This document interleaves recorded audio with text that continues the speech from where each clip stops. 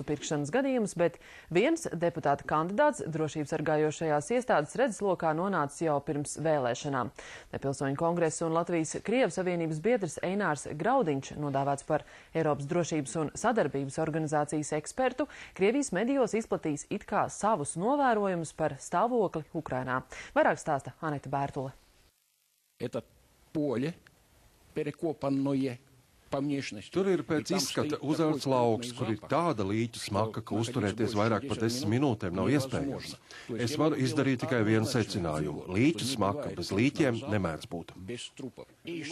It kā starptautiskā novērotāja Eināra Graudiņa apgalvojumi par mierīgo iedzīvotāju masu kapiem un masveida sieviešu izvarošanu Donbasā īsti pirms vēlēšanām Latvijā strauji izplatījās gan lielākajos Krievijas, gan arī vairākos Latvijas krievu valodā vēstošajos medijos.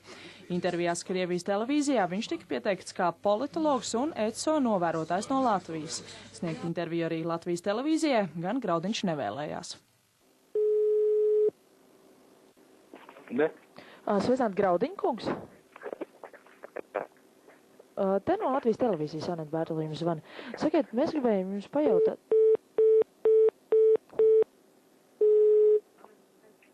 Aļo. Sveicināti, te vēlreiz no televīzijas kaut kā pārtraukta iepriekšējā saruna. Sakiet, varam pāris vārdus par to, ko jūs esat Ukrainā redzējusi un stāstījis? Eiropas drošības un sadarbības organizācija izplatījusi oficiālus paziņojumus, noliedzot jebkādu saistību ar Eināru Graudiņu. Viņa izteikums apšaubījuši pat separātisti. Latvijas drošības policija atzīst, ka Graudiņš ir viņu redzeslokā, bet neatklāja, vai ir ieplānots kā vērsties pret viltus ECO ekspertu.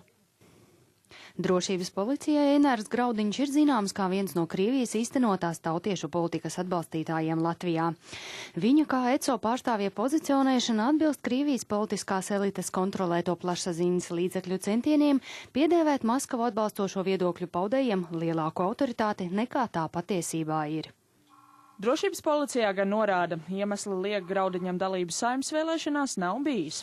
Viņš startēja no Latvijas-Krievijas Savienības Rīgas saraksta 6. vietas un šo pozīciju saglabāja arī pēc vēlēšanām. Tikmēr ārlietu ministrija atzīst, šādu gadījumu nāks piedzīvot pirmo reizi.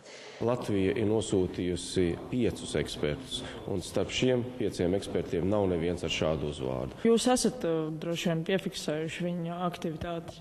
Jā, mēs to konstatējām un bijām nepatīkami pārsteigti. Diemžēl tas diskreditē zināmā veidā arī Latvijas vārdu.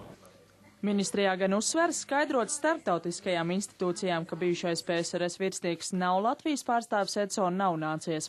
Jāpiebilst, ka Graudiņš vēl pēc Latvijas neatkarības atjaunošanas darbojies arī aizsardzības ministrijā, bet līdz 2010. gadam bija akciju sabiedrības žurnāli un Diena direktora padomes loceklis. Aneta Bērtule, Alvis Balodis, Dainis Lācis, Latvijas televīzija. 23 gadus vecais Artjems Čaikovskis